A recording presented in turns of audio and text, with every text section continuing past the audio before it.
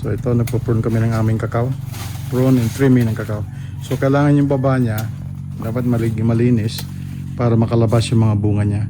So at least mga ilang main branches ang papakit natin. The rest I need to be cut down. So kailangan clear ang area na yan para to prevent insects na mag-accumulate sa baba.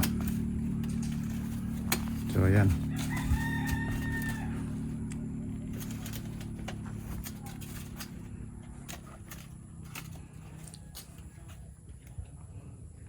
That's good.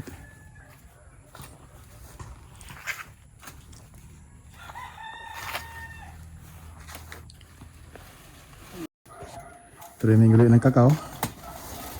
At tayo ng mga kakao sa bawas ng mga sanga na nag-criss-cross.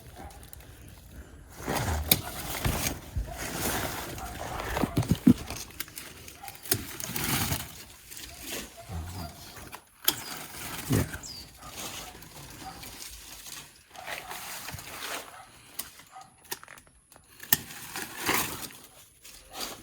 Okay.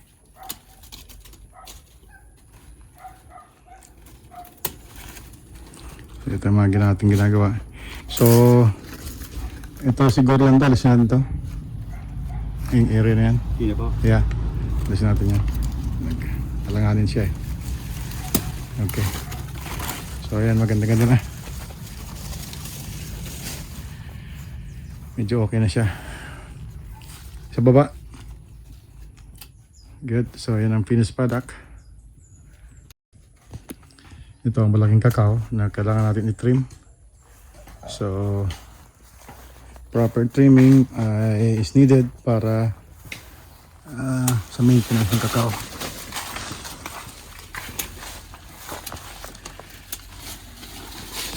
So, any branches na unnecessary, kailangan i-trim.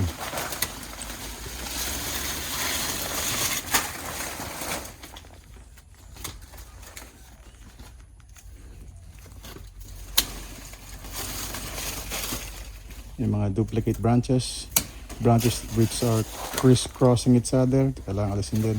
Kailangan mga at least 3 or 4 major branches ang kailangan umakyat.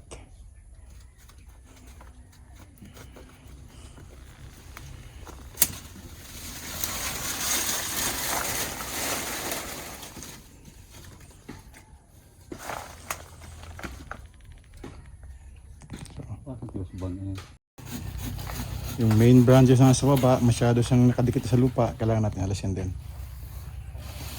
So yun ang nangyayari dito. So makikita natin na maaliwalas ng ilalim para ma-prevent natin ang mga insects and diseases na mag-accumulate sa baba ng puno. Okay. And that's one more reason. So this is the finished product.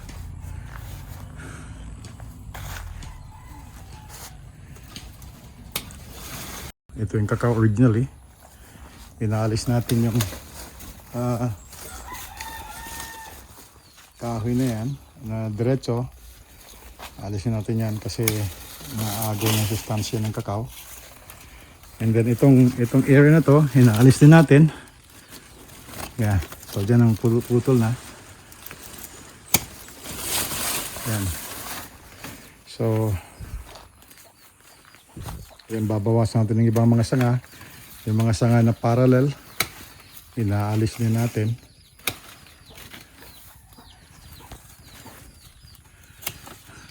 Yan. So, yan ang ating ginagawa. Yung mga parallel na sanga, para hindi sila sabay-sabay, makakabuelo siya.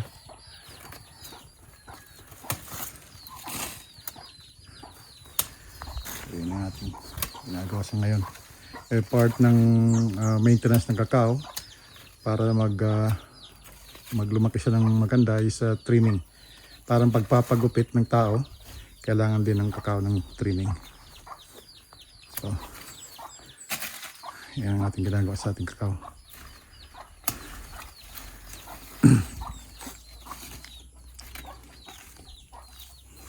That's good. Meron ditong isa pa.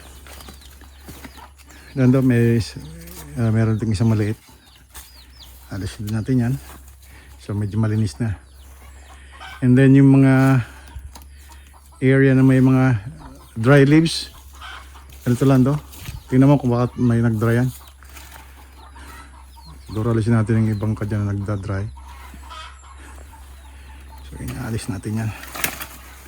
Okay, it's good. So maliwalas na siya. Yan ang way of trimming the cacao.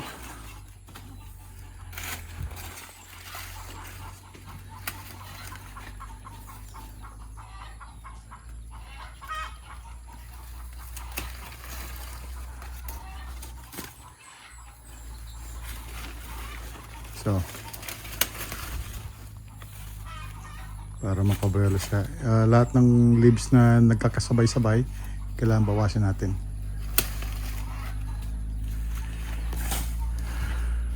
Okay.